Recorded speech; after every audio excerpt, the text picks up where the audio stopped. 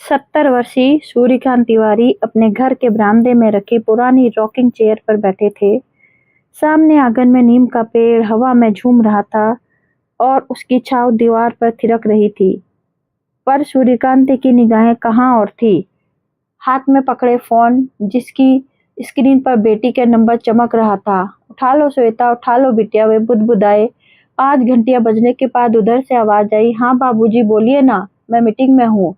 अरे मैं तो बस ऐसे ही सोचा पूछ लूं कि खाना खाया कि नहीं, और वो तेरा माइग्रेन कैसा है। अब बाबूजी सुबह के 11 बजे हैं, मैं ऑफिस में ही हूँ।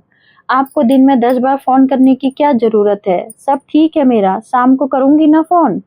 श्वेता की आवाज में झल्लाहट साफ झलक रही थी। ठीक है बेटा, रखता हूँ, काम करो तुम, फोन कट हो गया। सूर्यकांत ने गहरी सांस ली और कुर्सी पर पीठ टिका ली। आंखें बंद की तो 25 साल पुरानी एक तस्वीर सामने आ गई। छोटी सी श्वेता पिगलेट बांधे स्कूल बस से उतरते ही भागती हुई आती और चिल्लाती, बाबूजी आज मैडम ने मेरी ड्राइंग की तारीफ की। फिर पूरा दिन उससे चिपकी रहती। आंखें खोली तो सामने अखबार पड़ा था। उठाकर पढ़ने लगे पर मन नहीं लगा। दूसरी तरफ बेटा अभय का ख्याल आया। पिछले रविवार को बात नहीं हुई थी। उन्होंने नंबर मिलाया। हेलो पापा, जल्दी बोलो, मैं साइट पर हूँ। बेटा वो मेरी दवाइयाँ खत्म होने वाली हैं। सोचा कि पापा आपको मैंने कितनी बार कहा है कि मोहल्ले के मेडिकल स्टोर से मंगवा लिया करो। पैसे मैं ऑनलाइन भेज दूंगा। मुझे हर छोटी छोटी चीज के लिए फोन मत किया करो। अपना थोड़ा ध्यान रखो, सीखो ना। मैं तो बस रखो पापा, शाम को करता हूँ, बाय। सूर्यकांत ने फोन टेबल पर रख दिया, दोनों हाथों से चेहरा ढक लिया। इतने सालों की मेहनत, रातों की नींद हराम करके बच्चों को पढ़ाया लिखाया, बड़ा अफसर बनाया, और आज उनके पास बाप के लिए 2 मिनट नहीं। फिर उन्होंने दोनों बच्चों को एक आखिरी मैसेज भेजा, मैं ठीक हूँ, अब से तुम लोगों को परेशान नहीं करूंगा। अगले दिन सुबह सूर्यकांत ने अपना रूटीन बदल लिया। फोन को दराज में बंद कर दिया, वर्षों पुरानी डायरी निकाली और लिखने लगे।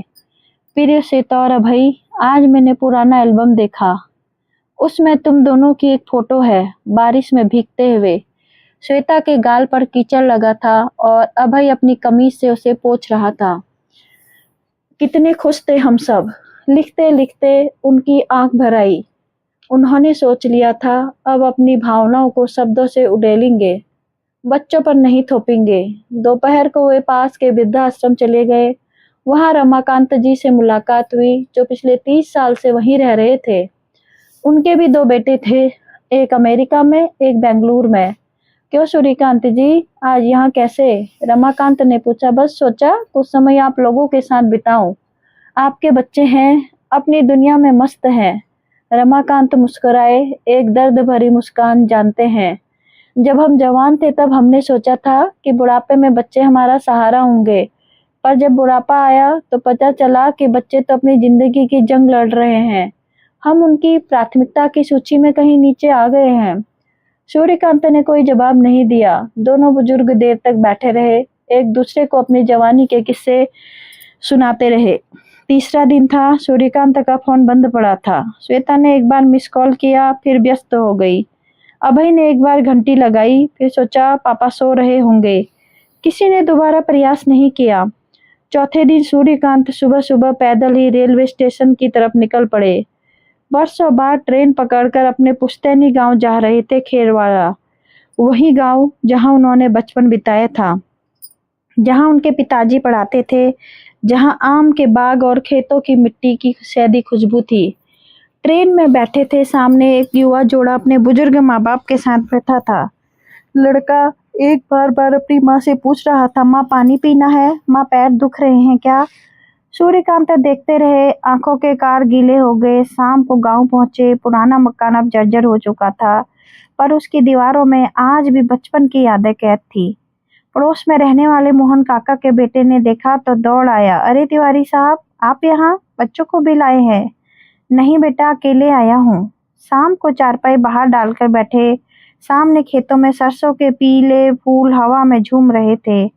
दूर कहीं कोयल, बड़ी मिट्टी की वह सीधी सी खुशबू। सूर्यकांत की गहरी सांस ली।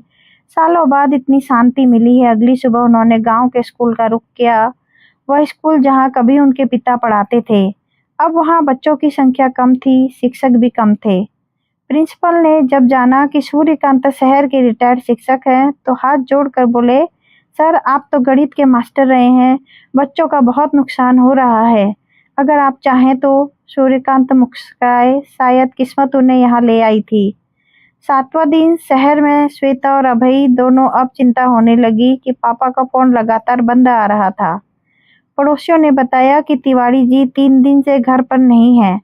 श्वेता का हृदय जोर जोर से धड़कने लगा। उसने तुरंत अभय को फोन किया, भैया पापा घर पर नहीं है, कहीं चले गए हैं? क्या मतलब कहाँ गए हैं? पता नहीं, उनका आखिरी मैसेज देखो। अब तुम लोगों को परेशान नहीं करूंगा भैया, मुझे डर लग रहा है। अभय का चेहरा सफेद पड़ गया। उसने तुरंत ऑफिस छोड़ा और श्वेता के घर पहुंचा। दोनों मिलकर पापा के घर गए। अलमारी खोली तो कपड़े कम थे, पासबुक और कुछ नकदी भी नहीं थी। श्वेता रोने लगी, भैया हमने पापा को बिल्कुल अकेला छोड़ दिया। उनका हर फोन हमें बोझ लगता था। सोचो वे कितना टूट गए होंगे। अभय चुप था। उसे याद आ गया कि कैसे पिछले हफ्ते पापा ने कहा था कि बेटा मेरी दवाइयाँ, और उसने बीच में ही काट दिया था। बाप की जरूरतें उसे छोटी छोटी चीजें लगती थी। उसी समय घर की सफाई करते हुए श्वेता को पापा की डायरी मिली। पन्ने पलटे तो आंसू आंसू थम नहीं रहे थे कि पन्ने पर लिखा था, आज श्वेता का जन्मदिन है। उसे फोन किया था तो उसने कहा, बाद में करूंगी बाबूजी, दोस्तों के साथ हूँ। मैंने केक मंगवाया था, अकेला काटा और खा लिया। केक मीठा था पर मन कड़वा हो गया। दूसरे पन्ने पर अभय का फोन आया था। उसने कहा, पापा आपको तो कोई काम नहीं रहता, आप ही चले जाइए ना बैंक का काम करने। मुझे नौकर समझने लगा है, मैं उसका बाप हूँ, ये शायद भूल गया। श्वेता फूट फूट कर रो पड़ी। अभय ने डायरी ली और पढ़ने लगा। हर शब्द दिल को चीर रहा था। आखिरी पन्ने पर लिखा था, मैं जा रहा हूँ खेरवाला, वहाँ मेरा बचपन है, मेरी जड़ें हैं, अब वहीं रहूंगा। बच्चों को बताने की जरूरत नहीं है, अगर उन्हें मेरी फिक्र होगी तो खुद ढूंढ लेंगे, और अगर नहीं हुई तो समझ लूंगा कि मैं उनकी जिंदगी में पूरी तरह से निकल चुका हूँ। उसी रात अभय और श्वेता अपनी गाड़ी लेकर खेरवाड़ा के लिए निकल पड़े। रास्ते भर कोई बात नहीं की जा रही थी, बस एक ही बात दोनों के मन में गूंज रही थी, पापा हम आ रहे हैं। सुबह सुबह जब ये गांव पहुंचे तो स्कूल के बच्चों को हंसी ठिठोली की आवाजें आ रही थी। दोनों सीधे पुश्तैनी घर पहुंचे। दरवाजा खुला था। अंदर गए तो देखा कि सूर्यकांत चारपाई पर बैठे चाय की चुस्की ले रहे हैं। सामने 2 गांव के बच्चे बैठे हैं। उन्होंने भी देखा। पापा। श्वेता दौड़कर उनके पैरों से लिपट आई, अभय के पास बैठ कर गया। उसकी आंखें डबडबाई हुई थी। सूर्यकांत ने पहले तो चौंक कर देखा, फिर शांत स्वर में बोले, अरे तुम लोग यहाँ कैसे? पापा हमें माफ कर दीजिए। अभय ने हाथ जोड़ लिए, हम आपके समझ नहीं पाए। दुनिया की भाग दौड़ में हम भूल गए कि हमारे सबसे कीमती रिश्ते को हमारी कितनी जरूरत है। हाँ पापा, श्वेता सिसकिसाई लेते हुए बोली, मैंने आपकी डायरी पढ़ी, हर शब्द पढ़कर लगा कि आपके दिल पर क्या गुजरी होगी। पापा आप हमें परेशान नहीं करते थे, हम एहसान फरामोश थे। सूर्यकांत की आंखें भी नम हो गई। उन्होंने दोनों के सिरों पर हाथ रख दिया। नहीं बेटा, मैं भी समझ गया, तुम्हारी जिंदगी है, तुम्हारी जिम्मेदारियां हैं, मेरी वजह से तुम पर बोझ नहीं बनना चाहता। पापा अभय से जोर से बोले, बोझ कैसे हो सकते हो, आप तो हमारी ताकत हो। हमें गलती की बहुत बड़ी गलती है, पर हम इसे सुधारेंगे। कैसे सुधारेंगे? सूर्यकांत ने पूछा। हमने फैसला कर लिया है। अभय ने श्वेता की तरफ देखा कि पापा से बोले, श्वेता अपना ऑफिस का काम घर से करेगी और मैं हर हफ्ते आपसे मिलने आया करूंगा, और जब भी आपका फोन आएगा हम समय निकालेंगे, वादा। सूर्यकांत मुस्कुराए, और ये गांव के बच्चे, इन्हें कौन पढ़ाएगा? श्वेता बोली, पापा आप जब तक चाहे यहाँ रह सकते हैं, बल्कि हम दोनों मिलकर इस स्कूल के लिए कुछ करेंगे, कंप्यूटर लगाएंगे और भी लाइब्रेरी बनाएंगे, और हर महीने हम दोनों यहाँ आएंगे। बस एक शर्त है, आप हमसे नाराज नहीं होंगे। उस शाम खेड़ावाला के उस पुराने घर के आंगन में 3 साथ बैठे थे। सूर्यकांत बचपन की कहानियां सुना रहे थे और अभय श्वेता बच्चों की तरह सुन रहे थे। पास ही में चूल्हे का गांव के मिट्टी के बर्तन में चाय पक रही थी। हवा में मिट्टी की सैंधी खुशबू घुली हुई थी, वही खुशबू जिसने सब कुछ ठीक कर दिया था। सूर्यकांत ने आसमान की ओर देखा, तारे चमक रहे थे। उन्होंने मन की और अपनी पत्नी से कहा, देख रही हो ना, सब ठीक हो गया, हमारे बच्चे लौट आए।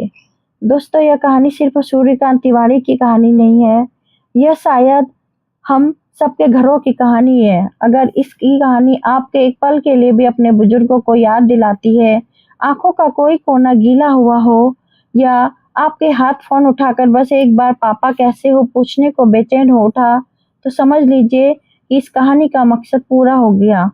कमेंट बॉक्स में जरूर बताएं कि इस कहानी में कौन सा दृश्य आपको सबसे ज्यादा छू गया और आपकी अपनी जिंदगी में इसकी क्या समानता है। अपनी भावनाएं, अपने अनुभव या